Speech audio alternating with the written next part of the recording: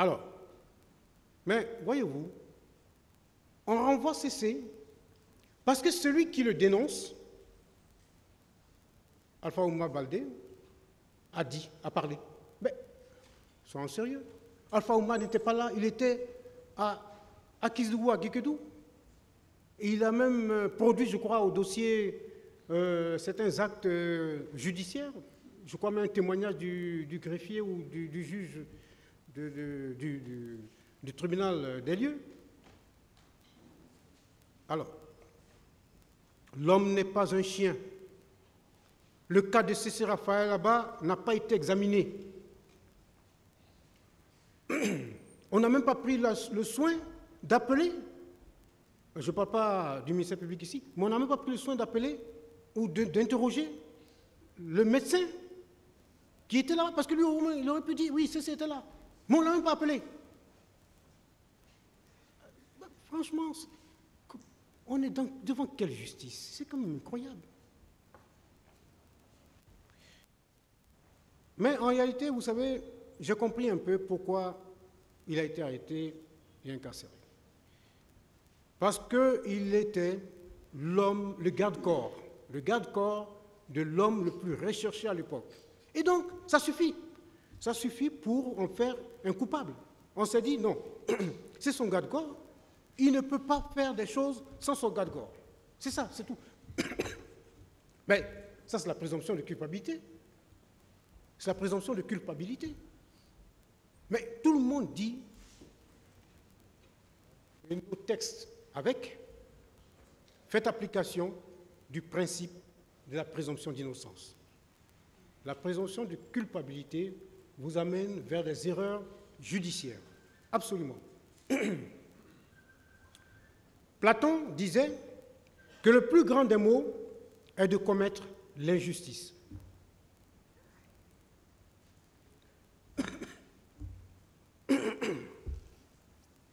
On ne traite pas un humain de cette façon. Par respect pour la personne, il faut vraiment démontrer les faits. Parce que c'est une personne humaine, ce n'est pas un chien qui est devant vous. Et donc, parce que c'est une personne humaine, on prend le temps de vérifier, de fouiller. Quand on lui, on lui colle une infraction, on le démontre.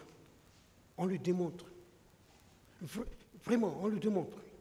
Mais comme ça, bon, il y a eu des crimes au stade. Bon, il était au stade, donc voilà. Mais même au stade, tous ceux qui sont là-bas n'ont pas commis des crimes. Je veux dire, on a vu de ceux qui étaient à l'intérieur, là, dire à certains, passez par là, ne passez pas par là. On ne traite pas un humain de cette façon.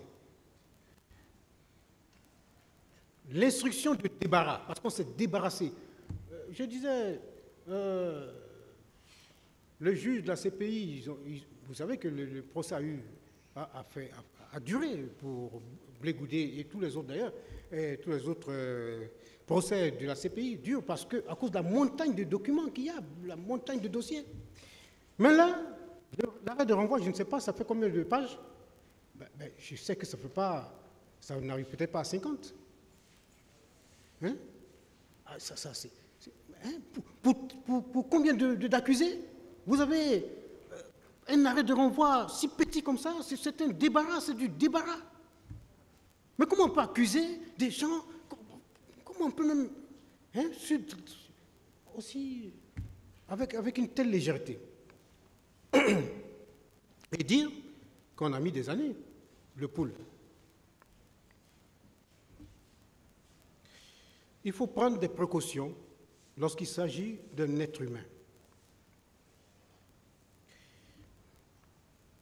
La charte de la transition actuelle proclame que l'être humain est sacré. L'être humain est sacré.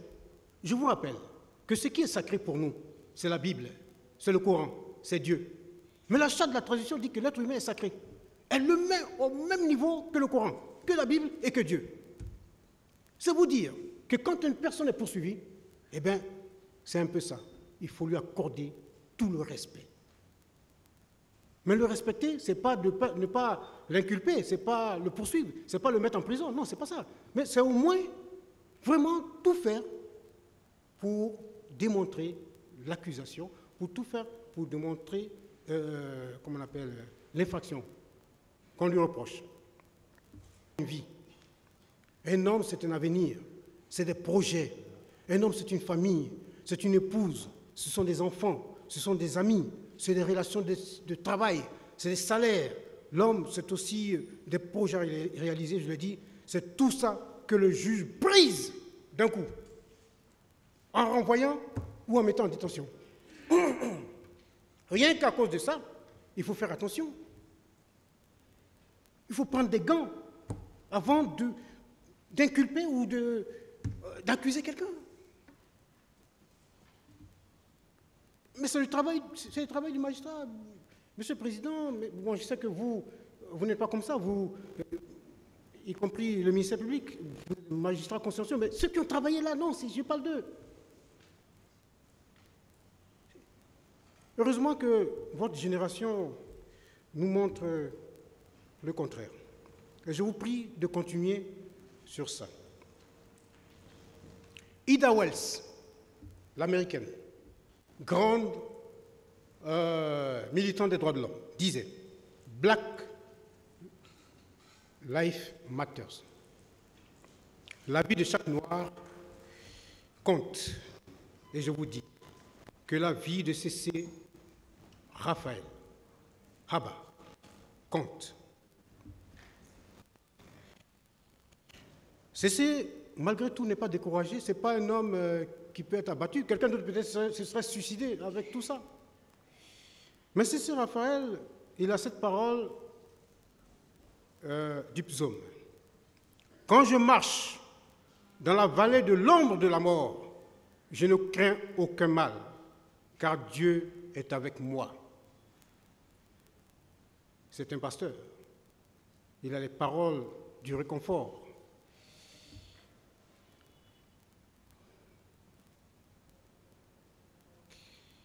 Je vous parle d'un homme, c'est ce Raphaël là-bas. Mais je pourrais aussi vous parler d'une grande dame. Tous les matins que Dieu fait, de bonne heure, très tôt, alors que beaucoup sont encore endormis, une brave dame se réveille et travaille dur pour avoir de l'argent. De l'argent qu'elle n'utilise pas pour elle-même, mais pour nourrir son mari en prison. Elle se lève, rassemble des feuilles de patates, et se rend au marché de Madina pour les vendre. Après avoir vendu ses feuilles, elle revient à la maison et avec l'argent de la vente, elle achète des condiments et prépare le repas de son mari. Elle le fait chaque jour depuis 14 ans. J'ai nommé Madame Haba née Seni Lama. Une brave dame courageuse qui fait la fierté de son époux. Cette dame est valeureuse, car on a tout fait pour la décourager, pour la séparer de son mari. On lui a dit que c'est un traître, on l'a dit qu'il est paria, que personne ne devrait le fréquenter. Il a trahi et puis il était au stade du 28 septembre.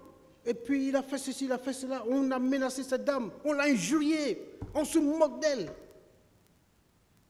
On fait tout pour qu'elle se sépare et qu'elle reparte au village avec ses parents, sa famille, et qu'elle quitte ce vaurien de C.C.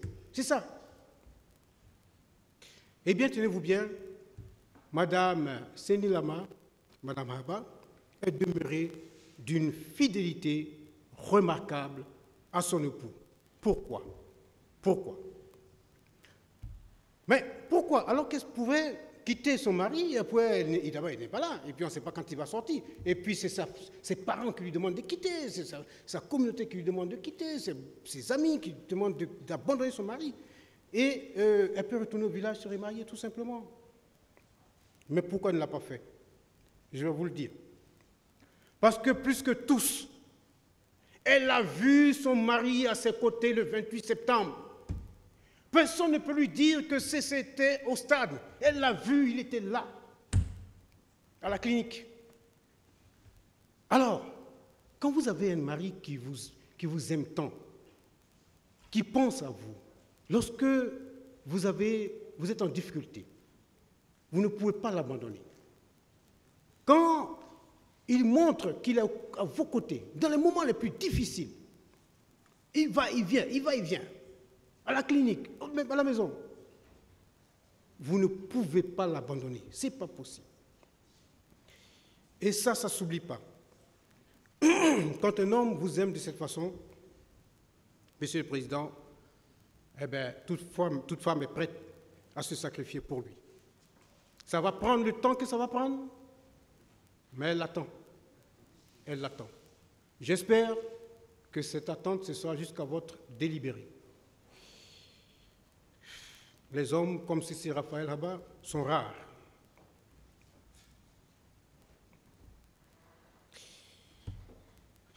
Et elle sait, cette dame qui a erreur judiciaire par rapport à la décision de renvoi,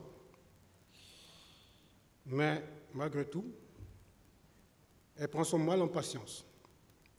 Et cette injustice lui pèse et elle en souffre, mais en même temps, cela lui donne un courage surnaturel, un courage de femme battante. On parle souvent des femmes battantes, on salue les femmes qui ont des postes élevés dans l'administration, des femmes politiques, mais dans l'ombre, en toute humilité, voilà une grande dame, une dame exceptionnelle. Sa fidélité extraordinaire a donc un sens. Elle applique cette parole de Ruth, personnage biblique qui dit « Partout où tu iras, j'irai. Où tu t'installeras, je m'installerai. Ton peuple sera mon peuple et ton Dieu sera mon Dieu. Là où tu mourras, je mourrai aussi. Et j'y serai enterré. » C'est ça, c'est cette parole qu'elle fait sienne. Et son histoire mérite d'être racontée à toutes les femmes de Guinée, à toutes les filles de Guinée. Madame, Monsieur le Président, avec votre permission, je le dis, Madame Haba Seni Lama, je vous salue. Par contre,